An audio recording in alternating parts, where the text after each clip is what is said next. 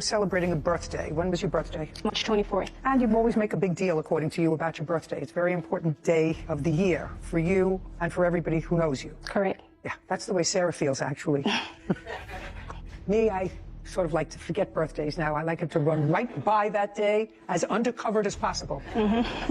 Anyway, you celebrate your birthday with a big party. Right. And according to you, you get a spectacular dress for this party and invite everybody that you know and care about. How many people were you having for your birthday party? It was going to be about 12 people. Where was it going to be held? It was going to be at the James Harden restaurant. Who was going to be there? My best friend from Chicago, my mom, my dad, just an intimate setting of family. Mom, dad, your best friend from Chicago. Who else? Just family, cousins, aunt. And you couldn't get the restaurant for that day, so you made it in April, on a different day than your birthday. Yes, I originally booked it in January 18th. The restaurant, it's a big deal, so yeah. Whatever.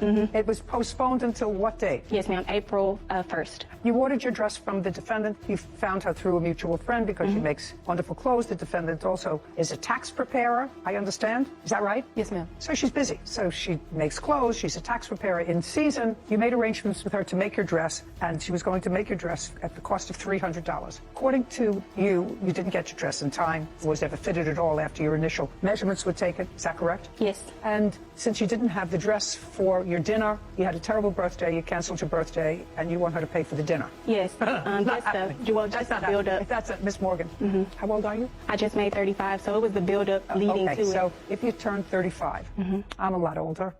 Sarah's younger, and my other grandchildren, you know, were around that age. I have one that's close to your age. I cannot imagine any of my older grandchildren, or me, for instance, canceling an event because I didn't have just the right dress. I mean, it's not as if a bride is canceling her wedding because she didn't have a wedding dress to wear. Of course, if you want to get married badly enough, you put a sack over your head with a tie and you walk down the aisle.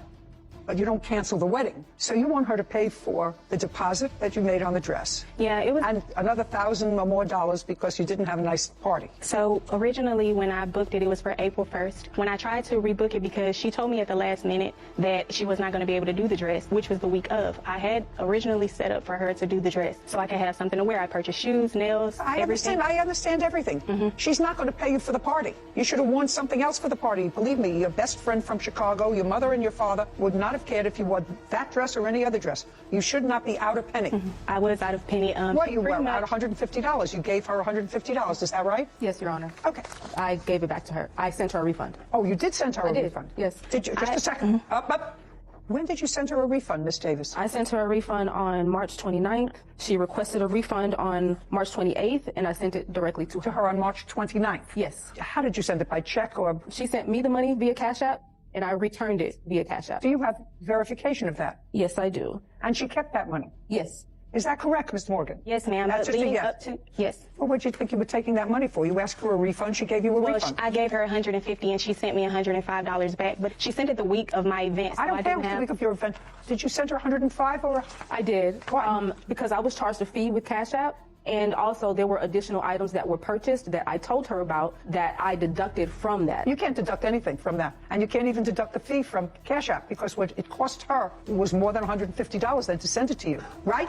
Right. Right. So why should you send her less? Because I previously explained to her that I needed to order stones. Those stones were ordered. Oh, and you're going to have to eat those. You didn't have the dress in time. You didn't have the dress in time. The dress was done. No, it wasn't done. Not even according to you was it done. She hadn't had a fitting on it. The problem is you gave her money, and you should have sent her exactly what it is that she sent you, because you didn't fulfill your end of contract. A day before the party is not the time to say it's 95% ready. Okay. She has to give you $145.88, which is exactly what she received. Am I correct that that's what she said? She said $145.88. Okay. She doesn't pay you for your disappointment, for your sorrow, for your party costs, or anything else, just for my own information, because that's my judgment. Did you spend your birthday with your mother and father? That's either yes or no. No, ma'am. Who did you spend your birthday with? My boyfriend. Oh, was he invited to the other party? The dinner, yes, but I had to cancel the dinner. I'm just asking. Yes. You didn't have to cancel the dinner because you didn't have a dress. That's what I'm trying to get to you. You could have gone to your dinner in that dress. I know, it's silly, and it's a little bit immature also. What about your best friend from Chicago? You told her not to come in because you didn't have a dress? Well, I told him that I would be canceling the dinner because I purchased shoes, my nails, everything was accustomed to the dress. So when she didn't deliver the dress, everything was already in black and silver. I did not have a chance to go look for anything because it was the week of. Oh, yes, So, of course you did.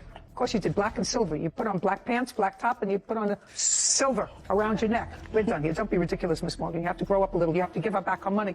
Don't disappoint people. I mean, I know it's busy. It's tax time. You said to her, I'm busy. I'm working on things for the Oscars. You can't overstretch yourself. I know that it's very entrepreneurial to try to do too much. But sometimes when you try to do too much, you disappoint somebody. Court is adjourned. Just imagine a 35-year-old spending court fees to take someone to court for a party dress and only getting $145 from that person. Why would you go all the trouble? Of course, you're not going to get refunded for your nails and everything you had to do to match the dress. But what do you think in the comments below?